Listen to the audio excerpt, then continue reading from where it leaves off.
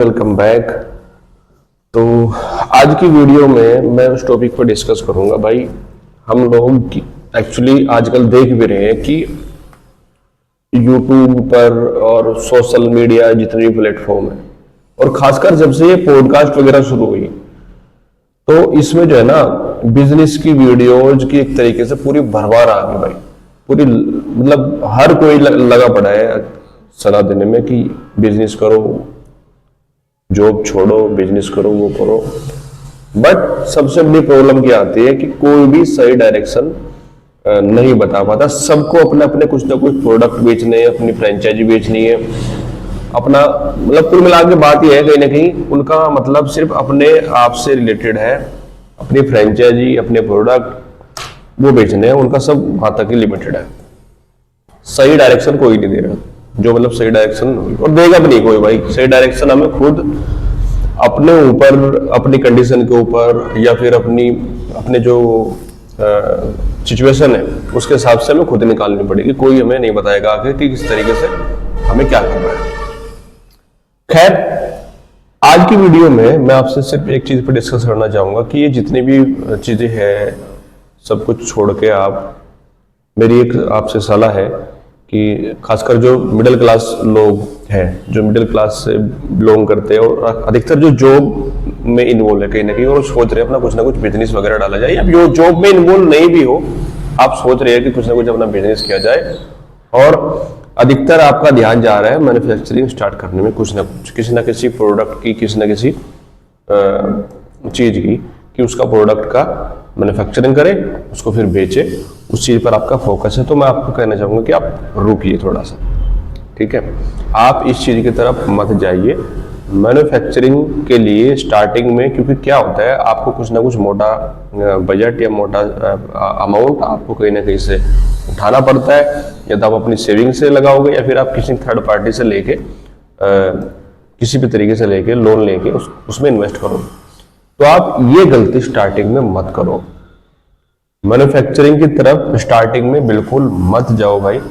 Starting में क्या करें, मान लीजिए आपका कोई भी प्रोडक्ट आपके दिमाग में आ रहा है कि मुझे ये प्रोडक्ट पे काम करना है, ठीक है। एग्जांपल मैं आपको बता रहा हूं, जैसे आपको लगता है कि मुझे एक जो सोप होती है, साबुन जो होती है, कि मुझे उस पर काम करना है, साबुन बनानी है मुझे और उसको मुझे सेल करना है, या आपकी किसी भी कोई भी प्रोडक्ट आपको हो सकता है, ठीक। और आपको उसको बनाकर उसमें उस लाइन में आपकी अच्छी खासी पकड़ है, उसमें आपको लगता है कि मैं इसको मार्केट बना सकता हूँ अच्छी खासी, तो आप उसकी तरफ जाना चाहते हैं।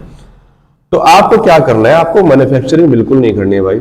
आपको एक ऐसी थर्ड पार्टी ढूंढनी है जो आपके लिए वो मैन्युफैक्चरिंग करके दे दे, या कह सकते हैं आप कि जो ऑलरेडी मैन्युफैक्चरिंग करते हैं उनसे आप जाकर मिले और अपने 1000-2000 प्रोडक्ट स्टार्टिंग में उनसे मैन्युफैक्चरिंग करा ले, ठीक है। वो मैन्युफैक्चरिंग करा ले। स्टार्टिंग में आपको सिर्फ वहां से उठा के अपनी मार्केट बनाने पर फोकस करना है। मैन्युफैक्चरिंग के चक्कर में आप स्टार्टिंग में मत पड़ो, वरना मैं कह रहा हूँ जो ये केस होते हैं ना, 99% जो बिजनेस जो फेल होने के जो चांस होते हैं, वो सबसे बड़ा कारण यही होता है क्योंकि फोकस करते हैं मैन्युफैक्चरिंग पे, बट जो फोकस मैन्युफैक्चरिंग पे करने के बजाय हमें उस पर सेल पे करना है, क्योंकि सेल ज्यादा इंपॉर्टेंट है, मैन्युफैक्चरिंग ज्यादा इंपॉर्टेंट नहीं है। बाद में क्वालिटी या जो भी चीजें होती है आप उसी क्वालिटी की जो मैन्युफैक्चरिंग आप कराओगे, अच्छे थर्ड पार्टी आपको ढूंढोगे तो क्वालिटी तो ऑटोमेटिक देता है। जो ऑलरेडी काम कर रहा है, जो ऑलरेडी, क्योंकि क्वालिटी में क्या होता है, जो आप बनवाना चाह रहे हो उससे, उस पार्टी से पहले सैंपल लोगे, सैंपल चेक करोगे, जिसका सैंपल आपको अच्छा होगा, जिसकी क्वालिटी अच्छी होगी, उसी से आप अपनी मैन्युफैक्चरिंग करा लोगे, ठीक है। तो उसमें ऑप्शन है। तो स्टार्टिंग में मैन्युफैक्चरिंग के चक्कर में ना पड़ के भाई हमें जो है कोशिश करनी है थर्ड पार्टी ढूंढनी है। अगर थर्ड पार्टी मैन्युफैक्चरिंग नहीं भी मिलती है तो फिर दूसरा ऑप्शन ये भी है, क्योंकि थर्ड पार्टी मैन्युफैक्चरिंग में क्या होता है, आपका नाम आ जाता है उसमें, मार्केटिंग बाई में आपका नाम आ जाएगा, आपके प्रोडक्ट का नाम आ जाएगा, वो ब्रांडिंग या मार्केटिंग आपके नाम से ही होगी। लेकिन अगर फिर भी ऑप्शन नहीं है तो आप किसी छोटी मोटी मैन्युफैक्चरर से कांटेक्ट करके स्टार्टिंग में वहां से उठा के होलसेल में तब सेल कर सकते हैं। उससे क्या हो सकता है, आपकी मार्केट में एक जिसे कहते हैं ना कि मार्केट रिसर्च, या मार्केट की एक तरीके से जानकारी या मार्केट की एक तरीके से समझ आपको हो जाएगी 2, 4, 6 महीने में। उसको समझ लोगे आप कि मार्केट में हो क्या रहा है, मुझे क्या करना है क्या नहीं करना है। क्योंकि बिजनेस भी भाई एक ऐसी चीज है ये कोई घर बैठे या वैसे कोई नहीं कर सकता है। ये प्रैक्टिकल सीखने से ही आता है, करने से ही आएगा। जैसे आप इसमें घुसोगे, ठीक है, पहले महीना आप कुछ सीखोगे, दूसरे महीने आप कुछ और सीखोगे, तीसरे महीने कुछ और सीखोगे, तो स्टेप बाय स्टेप ही सीखोगे। इसमें भी ऐसा नहीं है कि कोई किताब पढ़ के या कोई बुक पढ़ के या कोई जन्म से पैदा हो गया वही बिजनेसमैन है। सिर्फ इसका भी तरीका यही है कि आपको स्टेप बाय स्टेप हमको सीखना पड़ता है, इसमें घुसना पड़ता है और उन्हीं चीजों से हम दूर भागते हैं।